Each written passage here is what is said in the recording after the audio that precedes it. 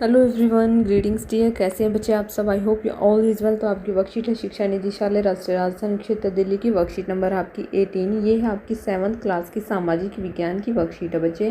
विद्यार्थी को अपना नाम, अपने कक्षा अध्यापक का नाम लिखना है। वर्कशीट रहेगी हमारी ये 22/9/2021 की। तो चलिए शुरू करते हैं। आज की वर्कशीट का टॉपिक रहेगा हमारा वायु। तो सबसे पहले हम मौसम के बारे में जानेंगे और जलवायु क्या होती है इसके बारे में जानेंगे।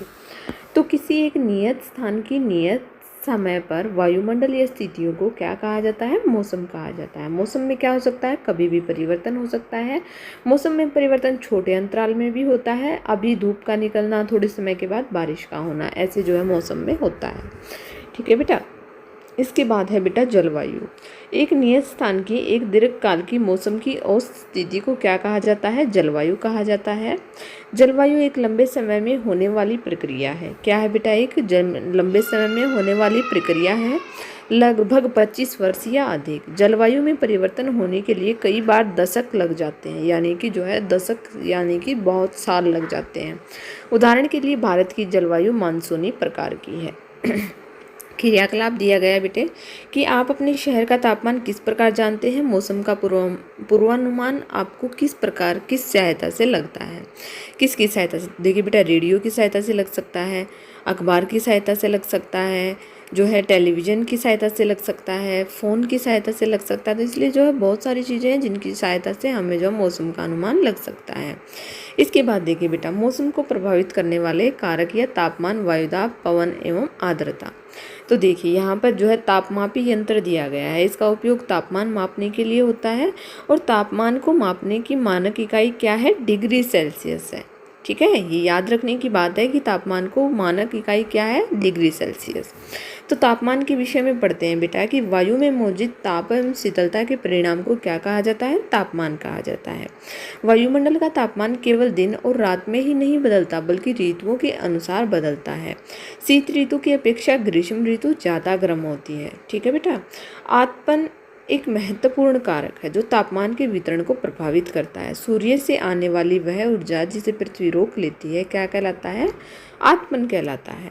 इसके बाद देखिए बेटा, आतपन यानी कि सूर्य तप की मात्रा भूमध्य रेखा से ध्रुवों की ओर क्या होती है? घटती है।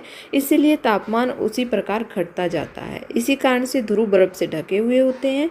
यदि पृथ्वी का तापमान अधिक बढ़ जाता है तो यह इतनी गर्म हो जाएगी कि यहाँ पर कुछ भी फसलें नहीं उग पाएंगी। गांव की अपेक्षा शहरों का तापमान अधिक होता है क्योंकि शहरों में जनसंख्या अधिक होती है। वाहनों, फैक्ट्रियों, अन्य क्रियाकलापों में ईंधन की खपत अधिक होती है। ठीक है बेटा, इसीलिए जो है शहरों में तापमान अधिक होता है। अब हम पढ़ेंगे बेटा वायुदाब। तो देखिए यहाँ पर वायुदाब के विषय में पढ़ते हैं कि इसका उपयोग वायु को मापने के लिए किया जाता है। ये वायुदाब यंत्र है बेटा, इसका उपयोग जो है वायुदाब को मापने के लिए किया जाता है। पृथ्वी की सतह पर वायु के भार द्वारा लगाया गया दाब वायुदाब कहलाता है। समुद्र स्तर पर वायुदाब सर्वाधिक होता है और ऊंचाई पर जाने पर यह क्या होता है? घट जाता है। जिस कारण से ऊंचाई पर जाने पर जिससे वायु में ऑक्सीजन की मात्रा कम हो जाती है। अत्यधिक ऊंचाई पर वायुदाब एवं ऑक्सीजन की कमी के कारण व्यक्ति बीमार पड़ जाता है, उसकी मृत्यु हो सकती है। पर्वतारोही इसी कारण से अपने साथ जो है ऑक्सीजन सिलेंडर लेकर जाते हैं। जब वहाँ पर ऑक्सीजन सिलेंडर खत्म हो जाता है तो उन्हें क्या होता है बेटा?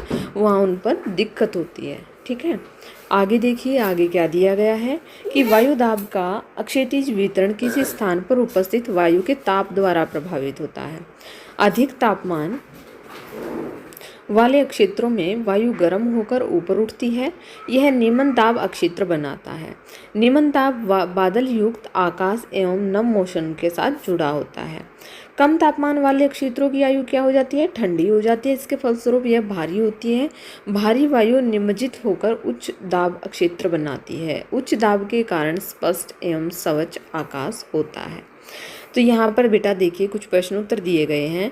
एक क्रियाकलाप नंबर 2 क्या दिया गया है बेटा कि जो है अगले सप्ताह के तापमान को लिखिए, उनमें उसमें होने वाले परिवर्तन पर नोट किए। आपको हर दिन का तापमान लिखना है बेटा, जिससे आपको पता चल सके कि जो है तापमान में क्या परिवर्तन हुआ है। सबसे पहला प्रश्न है हमारा कि भूमध्य रेखा से ध्रुवों की तरफ जाने पर आतपन की मात्रा क्यों घटती है। तो चलिए करते हैं इसका आंसर। क्यों घटती है बेटा, हम यहाँ पर लिखेंगे कि भूमध्य रेखा पर सूर्य की किरणें सीधी गिरती हैं जबकि ध्रुवों पर सूर्य की किरणें तिरछी होकर गिरती हैं, जिससे भूमध्य रेखा पर ध्रुव की तरफ जाने पर सूर्य से दूरी बढ़ती है। इसीलिए सूर्य का तापमान अर्थात आपतन की मात्रा भी घटती जाती है। ये हो गया बेटा हमारे क्वेश्चन नंबर 1 का आंसर।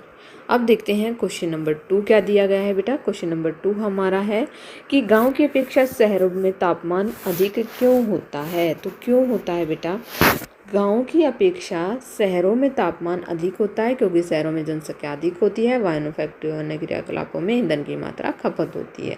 ये हो गया हमारे क्वेश्चन नंबर 2 का आंसर।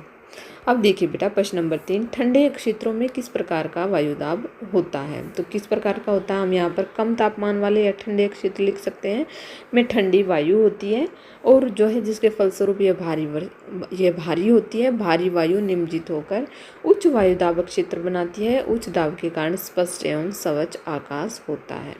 ये हो गया हमारे क्वेश्चन नंबर 3 का आंसर। तो यहाँ पर होती है बच्चे आपकी worksheet complete. I hope so आपको समझ में आ गई होगी। अगर आपकी वीडियो अच्छी लगी तो प्लीज़ लाइक शेयर सब्सक्राइब करना ना भूलें। थैंक यू बेटा, थैंक्स फॉर वॉचिंग।